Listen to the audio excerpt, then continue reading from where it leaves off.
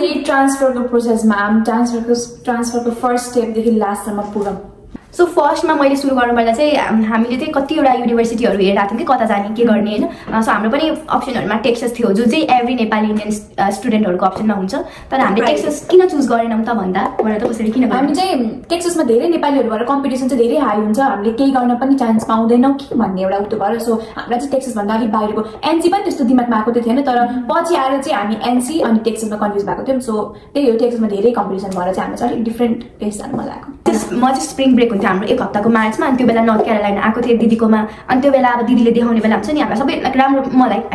राम्रो लागेको थियो अनि मैले उनीहरूलाई पनि लाइक के भन्छ अरे नर्थ क्यारोलाइना सजेस्ट गरेँ होइन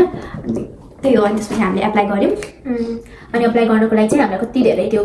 अब कतिवटा कलेजमा चाहिँ हामी पिटी दिएर आएको थियौँ नि त उसले र मैले उसले नि अनि उसले चाहिँ डुओलिङ्गो मैले चाहिँ त्यस डुओलिङ्गो चाहिँ दिएर आएको थिएँ नेपालबाटै सो मलाई चाहिँ सजिलो दिनु परेन प्लस हामी नर्थ क्यारोलाइना आउनुको अर्को रिजन भनेको कुनै ठाउँमा आइएल्स चाहिने कुनै ठाउँमा फेरि हाम्रो टोफल चाहिने थियो अनि त्यही भएर यताउता गर्ने बेला लास्टमा नर्थ क्यारोलाइनाको जिटी तर टेक्सस जानुभयो भने चाहिँ त्यस्तो डुओलिङ्गै चाहिन्छ भन्ने चाहिँ तर यता चाहिँ पिटीलाई चाहिँ त्यस्तो धेरै हुन्छ नि प्रायोरिटी नदिनु सो हजुरहरूले अहिले स्टार्ट गरेको छैन पढ्न भने चाहिँ आइएल्स दिँदा हुन्छ अहिले त डुओलिङ्गो पनि बेस्ट छ त्यो दिँदा नि पिटीलाई चाहिँ अलिकति हुन्छ नि पछि गएर यहाँ आएर चाहिँ ट्रान्सफर दिँदाखेरि केही कन्सिक्वेन्सेस हेर्नु नपरोस् अब जस्तो उनीहरूले पनि त कहाँ दिनुपर्छ सोचेको आएर दिनु पर्यो हामी 3 जना चाहिँ डुओलिङ्गो दियौँ होइन डुओलिङ्गोमा चाहिँ कति फिल आयो $70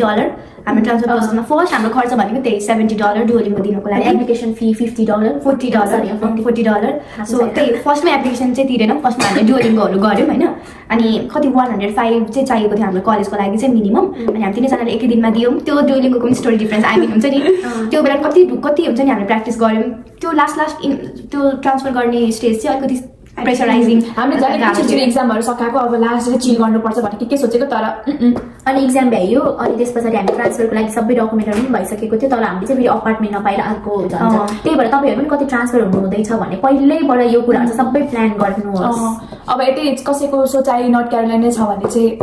हामीले चाहिँ अपार्टमेन्ट कसरी खोज्यौँ भने फेसबुकको ग्रुपबाट लाइक अनि ठ्याक्क एउटा दिदी भेट्नु भएको थियो अनि त्यो दिदीले नि एउटा घर छ भनेर भन्छ नि हामी क्या खुसी भएको के अपार्टमेन्ट खोजेको अब घरै पायो नि त्यो पनि सो हामी चाहिँ यो घरमा लाइक ह्याप्पी छौँ किनकि अपार्टमेन्टमा भइदा भए हामीलाई हल्ला गर्न त्यो के हुन्थ्यो अनि फेरि हामीहरू एकदम ढिला ऊ चाहिँ चार्ज हुन्छ तर हामीहरू चाहिँ ढिलासम्म नाच्दै धेरै हल्ला गर्छ अनि प्लस यहाँ दाइ पनि एकदम हाम्रो चाहिँ फेरि घरको नेपाली दाइ हो दाइ एकदम हेल्पफुल हुनुहुन्छ एकदम माया गर्नुहुन्छ हामीलाई सो धेरै सजिलो भएको छ हामीले अलिकति फ्यामिली जस्तो पनि भएको छ अनि 3 BHK हामी चाहिँ 3 BHK घरमा बसिरहेछौँ 4जना सो दाइले पैसा पनि एकदमै मिलाएर भन्नुभयो होइन हामीलाई त्यसपछि आउँछ टिकटको कुरा टिकटमा गाइज हामीलाई यति प्रेसर हाम्रो टिकटमा चाहिँ धेरै प्रेसर भयो हामीले घर पाइसकेपछि चाहिँ अब हामी फिक्स भयौँ नि त अब यतै सर्ने नर्थ क्यारोलाइना नै सर्ने भनेर त्यो बेलासम्म नि हामीले एप्लिकेसन फी चाहिँ तिरेको थिएनौँ है गाइज सो हामी कन्फर्म भयो अनि हाम्रो चाहिँ के थियो भने युनिभर्सिटी चाहिँ May 13 हो कि कतिसम्म चाहिँ May 9 सम्म चाहिँ छोडिसक्नु पर्ने थियो तर हामीले टिकट हेर्ने बेला May 9 को टिकटको प्राइस यस्तो थियो गाइज अति हाई सो हामीले चाहिँ May 9 मा टिकट नकाटेर May 13 मा टिकट काट्ने भनेर डिसाइड गर्यौँ होइन अनि हाम्रो एउटा साथी थियो बाहिर अफ क्याम्पस बस्ने अनि उसलाई पनि धेरै थ्याङ्क यू होइन उसले पनि त्यो बेला हामीलाई लाइक अनि त्यो दिनको लागि चाहिँ हामी त्यहाँ बस्ने प्लान भयो अनि लास्टमा हामीले टिकट बुक गर्ने बेला के भयो गाइस भन्थ्यौ स्क्याम हामीले टिकट बुक त गर्यौँ तर थर्ड पार्टीको वेबसाइटबाट चाहिँ बुक गर्यौँ हामीले लिगल वेबसाइटबाट हामीले चाहिँ पैसा बचाउने चक्करमा अलिकति सस्तो देख्यो भए पनि अब जब थिएन दुई पक्ष भने बच्छ भनेर फेरि हामीलाई मेन भनेको हामीलाई आइडिया पनि थिएन हामीले आफै कसैले पनि टिकट काटेकै छैन नि त अब हामीलाई नेपालबाट आउने बेलामा पनि कुनै अब उसमा गएर काट्यो टिकटबाट काट्यो अरूहरूले काटिदियो अनि प्लस टिकट काट्ने फेरि त्यो दिन हाम्रो टिकट काट्ने प्लान 1% पनि थिएन गाइस यतिकै ल्यान्डमले हामी त्यो पैसा एक्जाम दिएर आएर प्राइस हेरेको त अरूभन्दा सस्तो देखाएको भएर हामी चाहिँ काट्दै हाल्यौँ होइन काटेपछि त्यो स्क्याम भनेर त्यो फुल्ली स्क्याम चाहिँ होइन कि तर हुन चाहिँ लागेको थियो जस्तै अब 700 मा टिकट काटेछ भने फर इक्जाम्पल 700 मा टिकट काटेछ भने त्यो टिकटलाई चाहिँ फेरि म यस्तो गरिदिन्छु तिमी यो टिकटलाई 750 तिर फेरि 800 तिर फेरि 900 तिर भनेर प्राइस चाहिँ हाई कतिमा पाथ्यौँ भने लाइक समथिङ 100 हो कि 110 त्यस्तै मात्रै थियो कि मलाई यादै 100 समथिङमा टिकट पाथ्यौँ जबकि अरू वेबसाइटहरूमा चाहिँ 200 समथिङ थियो होइन अनि हामी त्यही $100 को लोभमा अब के थाहा त अब त्यस्तो हुन्छ भने अनि टिकट काट्ने चाहिँ उब्रम अनि हामी दुईजना चाहिँ टिकट काट्यौँ होइन अनि टिकट चारैजनाको काट्यौँ। त्यति बेला हाम्रो एउटा कुरा चाहिँ के भन्छ भने उनीहरू 3 जनाले चाहिँ सोनिकाको अकाउन्टबाट मतलब उसले चाहिँ उसको अकाउन्टबाट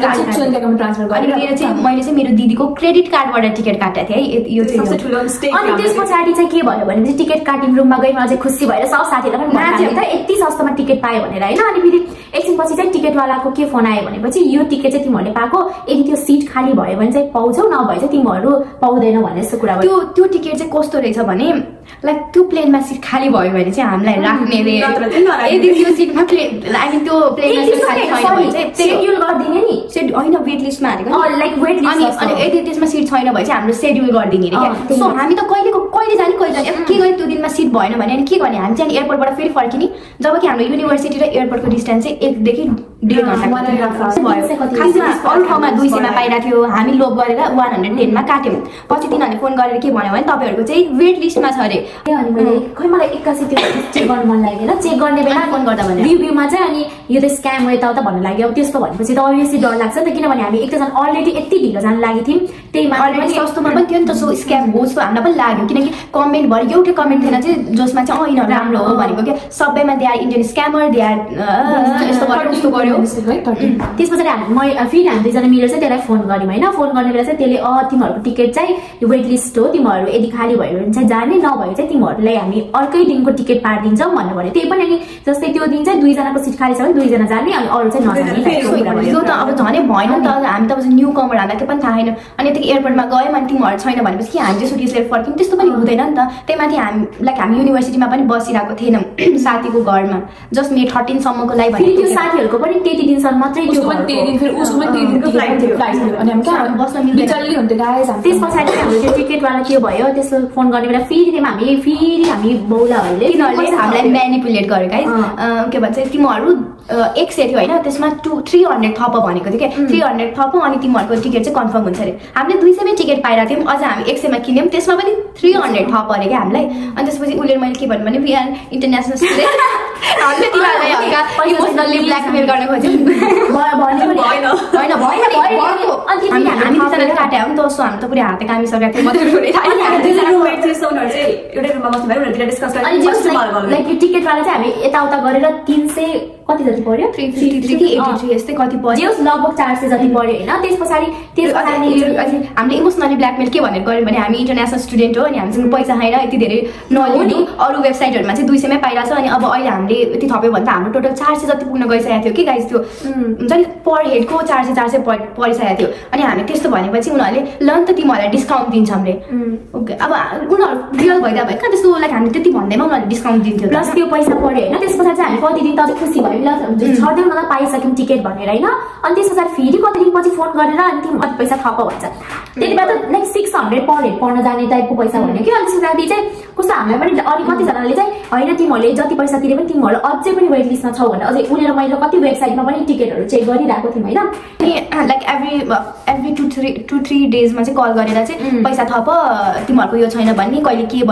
भन्ने अनि त्यसपछि फेरि पुरै इन्डियन टोन क्या नट अमेरिकनहरूको होइन कि अनि इन्डियनहरू के हुन्छ नि इङ्ग्लिसहरू हामीले अब इन्डियनले बोलेको भन्ने फिल हुन्छ नि त। सो इन्डियनहरूले कल गरेर त्यस्तो भन्ने कि अनि कमेन्टहरू सबै फेक छ। अनि अर्को कुरा हामीलाई फेरि डर कहाँबाट लाग्न लाग्यो भनेपछि अनि त्यो हामीले जुन टिकट काटेपछि चाहिँ उसलाई कति धेरै त्यो फेक नम्बर अनि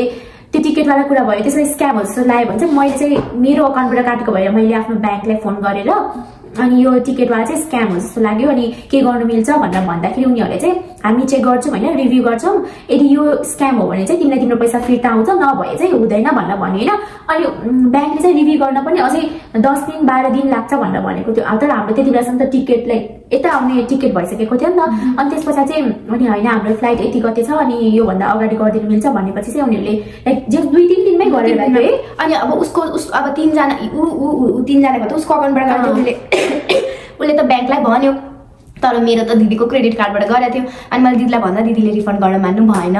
सो मेरोबाट चाहिँ के पनि रिफन्ड मेरो चाहिँ के पनि भएन हैन उसले चाहिँ 3 जनाको रिफन्ड माग्यो अनि 2-3 दिनपछि के हुन्छ भने उसको रिफन्ड पनि आउँछ रिटर्न आउँछ ब्याङ्कले चाहिँ के भनेको थियो भने त्यो स्क्याम हो भए मात्र तिमीले तिरेको पैसा तिमीलाई फिर्ता आउँछ यदि स्क्याम होइन भए चाहिँ आउँदैन भनेर भनेको थियो सो उनीहरूको 3 जनाको पैसा फिर्ता आएपछि त म चाहिँ सदमामै पुगेको थिएँ त्यो बेला चाहिँ रिफन्ड आएपछि चाहिँ हामीले पछि टिकट काट्दा चाहिँ बल्ल हाम्रो हेर्नु कहाँ 400 कहाँ 170 अनि मेरो चाहिँ टोटल 300 समथिङ 400 मै लाइक भयो थियो उनीहरूको चाहिँ 100 भयो अनि म चाहिँ लास्ट डेसम्म पनि डराइरहेको थिएँ कि अब उनीहरूको त स्क्याम भनेर फिर्तै आयो नि त सो मेरो त अब दिदीलाई क्यान्सल पनि भएन फ्लाइट हुन्छ कि नै भनेर एकदम डराइरहेको थियो अनि त्यो पनि हामीहरू एयरपोर्ट गयौँ अनि त्यसपछि बाई चान्स हुन्छ नि बाई लक भने कि के गर्नु प्लेनमा सिट खाली रहेछ सो मलाई अब एकजनाको लागि त मिलिहाल्यो होइन अनि सो म चाहिँ डिफ्रेन्ट फ्लाइटमा उनीहरू 3 जना डिफ्रेन्ट फ्लाइटमा यो लाइक त्यही भएर तपाईँहरू पनि केही कुरा गर्न लाग्नु चाहिँ मान्छेहरूले सोध्ने उनीहरूसँग रिभ्यू लिएर उनीहरूलाई नै राखेर गर्न लाउनु यस्तो फस्यो भने बर्बाद त्यो बेला पैसा पनि नभएको बेला अब अहिले हामीलाई ऱ्यान्डमली सोच्ने बेला $100 अब $300 थियो यत्रो प्रेसर किन अब अहिले हामीलाई भन्दा पो सर्ट अब यस्तो भयो त होइन तर त्यो फेस गर्ने बेला चाहिँ हामीलाई एकदम धेरै प्रेसर परिरहेको थियो किनकि त्यो बेला भनेको हाम्रो ठ्याक्कै सेमेस्टर पनि इन भएको थियो अनि हाम्रो नेपालबाट ल्याएको पैसा पनि लिटरली अकाउन्टमा $100 अनि $120 यति मात्रै नै थियो क्या अकाउन्टमा पनि सो हाम्रो लागि चाहिँ त्यो बेला मेरो लागि भनौँ न 300 त्यति धेरै गयो भने एन्ड देन लाइक फ्लाइट चाहिँ हुन चाहिँ भयो तर पनि जुन हाम्रो 170-200 मै काम सकिने कुराले हामीले 400 राख्नु पर्दैन थियो नि त एटलिस्ट त्यति बेला 200 अझ ऱ्यान्डम कल गरेर मेन्टल प्रेसर त्यो त छोड्दैन मेन्टल प्रेसर दिने त त्यो छुट्टै छ नि लोभले लाभ लाभले बिलाप भनेको चाहिँ यही रहेछ भनेर चाहिँ मैले सिकेँ होइन अब 200 मा पाउने टिकट 100 मा पायो भनेर अब लोभले काटेको टिकट लास्टमा मलाई 500 पर्न गयो Thank you so much for watching. Bye bye. See you next time. Yeah, sayonara.